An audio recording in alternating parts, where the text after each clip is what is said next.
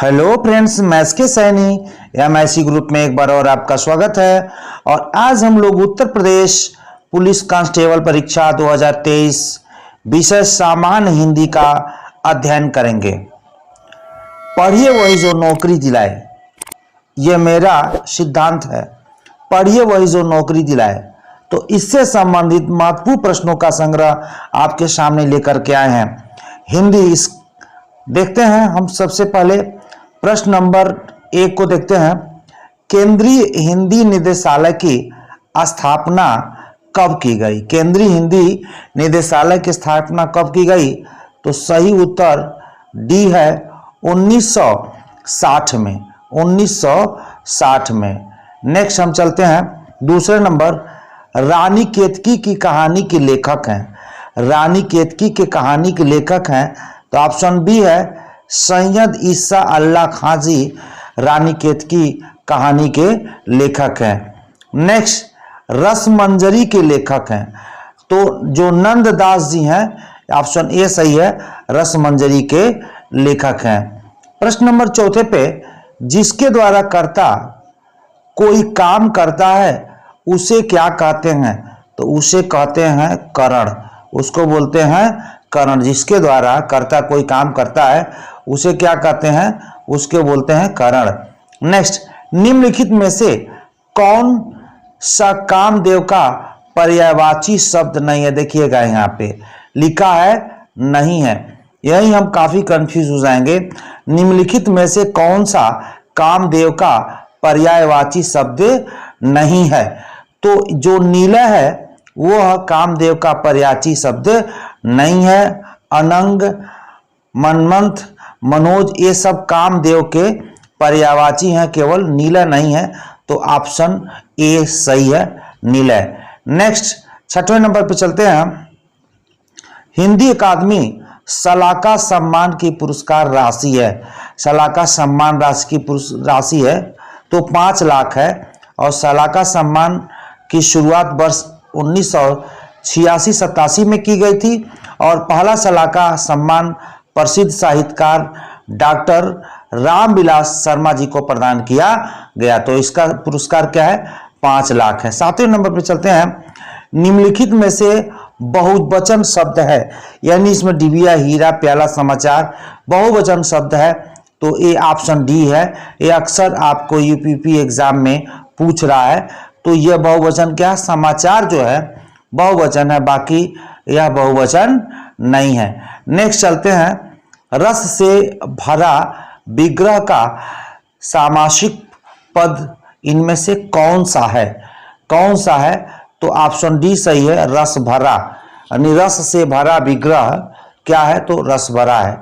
प्रश्न नंबर हम 9वें के तरफ चलते हैं कि नीचे कुछ शब्द दिए गए हैं, उनमें से प्रयुक्त उपसर्ग चुन कर लिखिए। उपसर्ग चुन करके लिखिए। तो सही उत्तर आपका अप है। जो उपसर्ग है अप, इसे ही हमें चुन करके इसमें लिखना है। यहाँ पे देखिए हम डिटेल दिए हैं। मान शब्द में अप उपसर्ग के उपयोग से अपमान शब्द बना है। यही है, यानी अप शब्द है उपसर्ग। नेक्स्ट चलते हैं हम लोग प्रश्न नंबर 10वें के। द्विगु समास का उदाहरण है। द्विगु समास का उदाहरण है तो ऑप्शन बी जो है, नवग्रह जो है वो द्विगु समास का उदाहरण है। इसमें अंकों का भी खेल होता है। हिंदी किस लिपि में लिखी जाती है? तो हिंदी आपकी देवनागरी लिपि में लिखी जाती है। हिंदी किस लिपि में लिखी जाती है? तो देवनागरी लिपि में लिखी जाती है। नेक्स्ट 12वें नंबर पे, सर्वनाम के कितने भेद होते हैं? सर्वनाम के कितने भेद होते हैं? तो आप जान सकते हैं सर्वनाम के 6 भेद होते हैं। 6 का नाम यहाँ पे मैंने लिख दिया है। पुरुषवाचक सर्वनाम, निश्चयवाचक सर्वनाम, अनिश्चयवाचक सर्वनाम, संबंधवाचक सर्वनाम, प्रश्नवाचक सर्वनाम और निजवाचक सर्वनाम। तो सर्वनाम के कितने भेद हैं? 6। ऑप्शन ए सही है। और उस 6 का हमने नाम लिख दिया है कि कौन से सर्वनाम हैं। नेक्स्ट, आकाश पाताल के बीच में लगने वाला ये जो चिन्ह यहाँ पे देखिए लगा हुआ है, ये जो चिन्ह है मतलब क्या है, इसको किस नाम से हम जानते हैं? अल्प विराम, योजक चिन्ह, विस्मयादिबोधक या उदाहरण। तो ऑप्शन बी सही है, योजक चिन्ह। इसको किस नाम से जानते हैं हम? योजक चिन्ह के नाम से जानते हैं। नेक्स्ट देखते हैं, एक और इस तरह का हमने लेकर के आया है कि यह जो चिन्ह है यह किसका है? अल्प विराम, योजक, विस्मयादिबोधक। तो ये विस्मयादिबोधक का चिन्ह है। इस तरह से चिन्ह दे देगा और पूछेगा, आप वही कंफ्यूज हो जाएंगे। 15 नंबर पे चलते हैं। नीचे दिए गए विकल्पों में से तत्सम शब्द चयन कीजिए। तत्सम शब्द चयन कीजिए। तो आम्र जो है वो तत्सम शब्द है। यह अक्सर काफी ये पूछे हुए प्रश्न है। क्रिया का मूल रूप क्या कहलाता है? तो क्रिया का जो मूल रूप होता है वो धातु होता है। क्या होता है? धातु होता है। नेक्स्ट चलते हैं, मोक्ष प्राप्त शब्द का समास विग्रह करने पे कौन सी विभक्ति मिलती है? तो कौन सी विभक्ति मिलती है? तो को। मोक्ष प्राप्त शब्द का समास विग्रह करने पर को विभक्ति मिलती है। तो ऑप्शन डी सही है। ऑप्शन डी सही है। नेक्स्ट 58वें नंबर पे चलते हैं। जो भेदा न जा सके वाक्यांश के लिए एक शब्द क्या होगा? जो भेदा न जा सके क्या होगा? तो स्वाभाविक, जो भेदा न जा सके वो अभेद होता है, उसी को हम बोलते हैं। ऑप्शन सी सही है, अभेद। अगर अभी तक मेरे चैनल को सब्सक्राइब न किए हो, नया हो तो सब्सक्राइब कर दें, लाइक कर दें, जिससे लेटेस्ट वीडियो आप तक समय से पहले पहुंच सके। आचरण की सभ्यता किसका निबंध है? आचरण की सभ्यता किसका निबंध है? तो सरदार पूर्ण सिंह जी का ये निबंध है। उन्हीं के द्वारा ये लिखा हुआ। इन्होंने क्या क्या लिखा?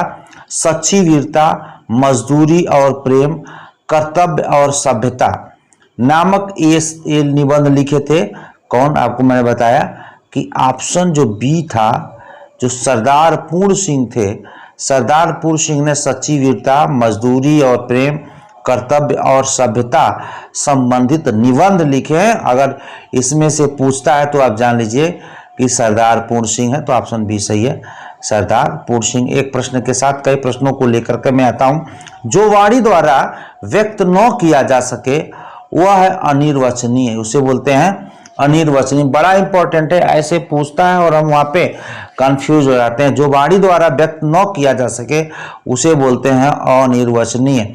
नेक्स्ट, पेड़ से बंदर कूदा वाक्य में कौन सा कारक है? तो अपादान कारक है। कौन सा कारक है? अपादान कारक है। नेक्स्ट चलते हैं कि आदिकाल के लिए वीरगाथा काल नाम किसने प्रस्तावित किया? किसने प्रस्तावित किया था? ऑप्शन सी सही है, आचार्य रामचंद्र शुक्ल जी ने आदिकाल के लिए वीरगाथा काल नाम प्रस्तावित किए थे। नेक्स्ट चलते हैं 23 नंबर पे। परमाल रासो किसके द्वारा रचित है? परमाल रासो किसके द्वारा रचित है? ऑप्शन सी है, जगनिक के द्वारा परमाल रासो रचित है।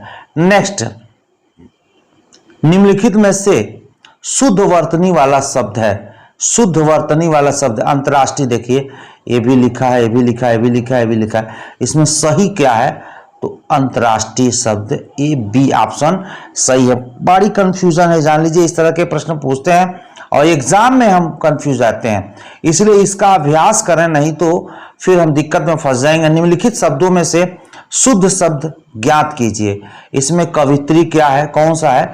तो ऑप्शन बी सही है, कवित्री ये शुद्ध शब्द है, बाकी ये सब रंग है, इसलिए ऑप्शन बी आपका सही है। हमने इसका भी काफी संग्रह कर दिया है। अशुद्ध वर्तनी विकल्प कौन सा है? मतलब इसमें से कौन अशुद्ध है? देखिए, स्वयंवर भी शुद्ध है, सज्जन भी शुद्ध है, सन्यासी भी शुद्ध है, उज्ज्वल जो शब्द है ये गलत है, इसलिए अशुद्ध वर्तनी विकल्प कौन सा है? इस तरह से पूछ रहा है प्रश्न। तो उज्ज्वल जो है ये क्या है? मतलब अशुद्ध वर्तनी है। निम्नलिखित शब्दों में से कौन सा शुद्ध वर्तनी का चयन कीजिए। जो सही वचन वर्तनी है, इसमें उज्ज्वल देखिए सब ऐसे ही लिखा हुआ है, लगेगा सब सही है, लेकिन ऑप्शन बी सही है। इसमें डबल आधा ज होता है, इसलिए ये ऑप्शन बी सही है, उज्ज्वल। बाकी सारे गलत हैं। निम्नलिखित में से कौन सा शब्द वर्तनी के दृष्टिकोण से शुद्ध है? अध्यापक लिखना था, इसमें अध्यापक कौन सा सही है? तो ऑप्शन ए सही है, अध्यापक ये आपका सही है। बाकी ये सब क्या है? गलत वर्तनीय है। नेक्स्ट चलते हैं 29 नंबर पे। मलबे का मालिक कहानी के कहानीकार हैं। मलबे के मालिक कहानी के कहानीकार हैं तो मोहन राकेश जी हैं। इसका सही विकल्प मोहन राकेश जी। मैं भंगी हूँ आत्मकथा के लेखक हैं तो भगवान दास जी आत्मकथा के लेखक हैं। मैं भंगी हूँ। नेक्स्ट, निम्नलिखित में से कौन सा असुर का पर्यायवाची शब्द नहीं है? देखिएगा यहाँ पे कंफ्यूजन है, सब लोग पढ़ेंगे पर्यायवाची शब्द है, यहाँ लिख दिया पर्यायवाची शब्द नहीं है। तो निशाचर भी असुर का पर्यायवाची है, धनुष भी असुर का पर्यायवाची है, राक्षस भी। तो यहाँ पे सही उत्तर डी है, महाकाय। महाकाय जो है वो गणेश जी का पर्यायवाची है। तो नहीं है, पर्यायवाची शब्द नहीं है, तो इसे बोलते हैं महाकाय। नेक्स्ट चलते हैं 32 नंबर पे। पुरस्कृत पुस्तक हवा में हस्ताक्षर, जो पुस्तक का नाम है हवा में हस्ताक्षर, जो ये क्या है? पुरस्कृत है। किस साहित्यकार की रचना है? तो डॉक्टर रघुवंश जी का यह रचना है हवा में हस्ताक्षर। हवा में हस्ताक्षर डॉक्टर रघुवंश जी का है। नेक्स्ट, सूरदास का काव्य किस भाषा में रचित है? तो सूरदास का जो काव्य है वो बुंदेली में रचित है। बड़े छोटे छोटे प्रश्न हैं जो आपको परेशान कर देगा एग्जाम में, इसीलिए प्रैक्टिस सेट आप जरूर देखें जिससे कि काफी सरलता मिल जाएगी। आचार्य रामचंद्र शुक्ल हिंदी की प्रथम कहानी किसे मानते हैं? हिंदी की प्रथम कहानी किसे मानते हैं? तो इंदुमती को यह हिंदी की प्रथम कहानी मानते हैं। किसको? इंदुमती को। नेक्स्ट चलते हैं, अशोक के फूल निबंध रचित है तो हजारी प्रसाद द्विवेदी द्वारा अशोक के फूल निबंध रचित है। तो ऑप्शन बी आपका सही उत्तर है। नेक्स्ट, रिजु का विलोम शब्द है। रिजु का विलोम शब्द है तो वक्र है। क्या है? वक्र है रिजु का विलोम शब्द। बड़ा इंपॉर्टेंट है और काफी लोग इसमें फंस जाएंगे, बता दे रहे हैं। नेक्स्ट, गुप्त का विलोम क्या है? गुप्त का विलोम क्या है? तो इसका भी प्रकट है, ये भी पूछ देगा तो आप फंस जाएंगे, निश्चित है फंस जाएंगे। गुप्त का विलोम क्या है? तो प्रकट है। इसलिए मैं कहता हूं कि बड़े ही अच्छे अच्छे प्रश्नों का संग्रह मैं आपको लेकर के आता हूं और इससे संबंधित काफ़ी वीडियो मैं आपको डाल चुका हूं। तो आप चाहेंगे तो जो डिस्क्रिप्शन बॉक्स में भी सारे यूपीपी वीडियो के लिंक्स आपको मिल जाएंगे। यमुना का समानार्थी शब्द है तो कालिंदी जो है यमुना का समानार्थी शब्द है, बाकी नहीं है। नेक्स्ट 39 पे, संस्कृत शब्द में उपसर्ग है तो सम जो है वो उपसर्ग है। सम जो क्या है? उपसर्ग है। छोटे छोटे प्रश्न बड़े इंपॉर्टेंट हैं। प्राण शब्द का एक वचन रूप है। प्राणी, पाड़ी, प्राणे, इसमें से कोई नहीं था। ऑप्शन डी सही है, इनमें से कोई नहीं। आज के लिए इतना ही, धन्यवाद। और मेरे चैनल पे आप आए और इसके लिए बहुत बहुत धन्यवाद।